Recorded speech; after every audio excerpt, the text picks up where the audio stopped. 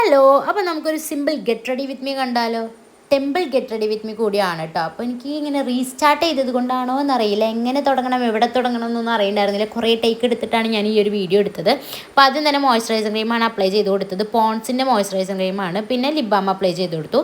പിന്നെ ആദ്യം തന്നെ പൊട്ട് വെച്ചതിന് ശേഷമാണ് ഞാൻ കണ്ണൊക്കെ എഴുതാറുള്ളത്. എന്നാലാണ് എനിക്കൊരു സാറ്റിസ്ഫാക്ഷൻ കിട്ടുള്ളൂ. പിന്നെ ഞാൻ ജെൽ ഐലൈനർ വെച്ചിട്ടാണ് കണ്ണ് എഴുതാറുള്ളത്. അത് തുറന്ന് വെച്ചിട്ട് അത് ആകെ കട്ട പിടിച്ചിട്ടുണ്ടായിരുന്നു. പക്ഷേ എങ്ങനെയൊക്കെയോ ഞാനങ്ങനെ എഴുതുന്നത് നിങ്ങളെ കാണിച്ചില്ല എന്നുള്ളൂ. പക്ഷേ ഞാൻ വൃത്തിക്ക് ഞാൻ എഴുതി കേട്ടോ. അതിനുശേഷം ഒരു ലിപ്പ് ലൈനർ വെച്ചിട്ട് ഇത് ലിപ്പ് ലൈൻ ചെയ്ത് കൊടുക്കുകയാണ്. പക്ഷേ ആദ്യം തന്നെ അത് ചെത്താണ്, കാരണം ആ ലിപ്പ് ലൈനറിൻ്റെ അവസ്ഥ വളരെ പരിതാപകരമാണ്.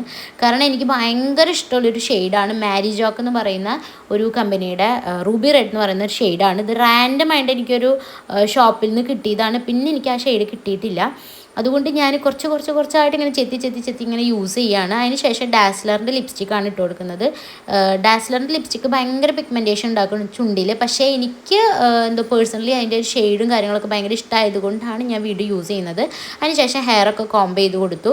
അപ്പോഴാണ് ഞാൻ ഓർത്തത് മസ്കാര ഇട്ടില്ല എന്നുള്ളത്. മസ്കാര ഇടാണ്ട് നമുക്ക് എന്ത് കണ്ണ്. അപ്പോൾ മസ്കാര ഇട്ട് കൊടുത്തു.